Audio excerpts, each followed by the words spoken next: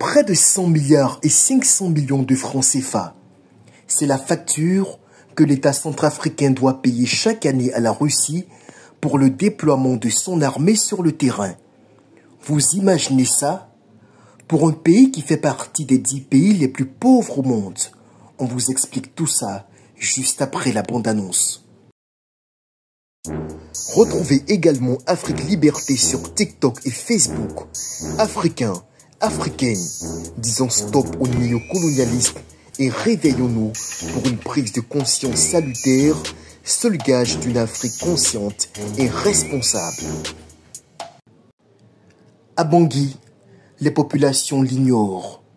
Pourtant, au palais présidentiel, règne une atmosphère tendue et glaciale avec en ligne de mire la fin du mois d'août. Un délai cauchemardesque imposé par la Russie au chef de l'État centrafricain, Faustin Archange Touadéra, pour signer le contrat de remplacement de Wagner par l'Africa Corps, détachement militaire mandaté par le ministère russe de la Défense. 15 millions de dollars, soit 8 374 milliards de francs CFA par mois.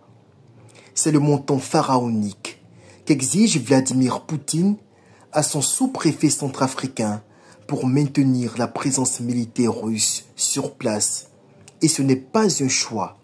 Le pauvre Faustin, qui berné par les propagandistes à 2 balles, qui s'agitent sur les réseaux sociaux, faisait appel à l'expertise militaire russe en 2018 pour éteindre le feu de l'insurrection armée dans son pays, se retrouve coincé. Seul devant l'histoire a justifié cette impasse néocolonialiste dans laquelle il a mis son pays. Contrairement à la France, avec la Russie, on ne discute pas, on s'exécute, au risque de subir des représailles insoupçonnées. La mort tragique de Prigojine, ex-patron de Wagner en août 2023, était un avertissement tacite à tous ceux qui auraient l'intention de quitter la table du diable. Où trouver cet argent qui, cumulé annuellement, équivaut pratiquement à 40% du budget fonctionnel de la République centrafricaine? Claude Rameau-Biro, ministre centrafricain de la Défense, tente d'user de malice pour faire traîner la signature de cet accord forcé.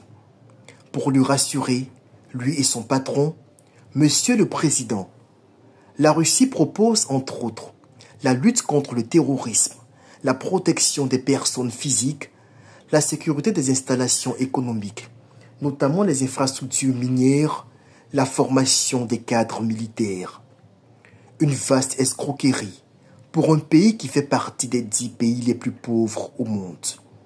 Sauf que la sanction Russie n'a aucune limite. Anxieux devant ce chantage que lui exerce le Kremlin, le malheureux Touadéra, qui cherche avant tout à consolider ses acquis sécuritaires en perspective de la présidentielle de décembre prochain, se sent contraint de céder au chantage des Russes, même si cela doit saigner abondamment les finances publiques. Pendant que l'Africa Corps pille les caisses de l'État, le secteur minier est dévoré par les sociétés russes qui ont fait de la Centrafrique une piètre colonie d'exploitation en plein XXIe siècle, exactement comme ce qui se passe avec les esclaves de l'AES.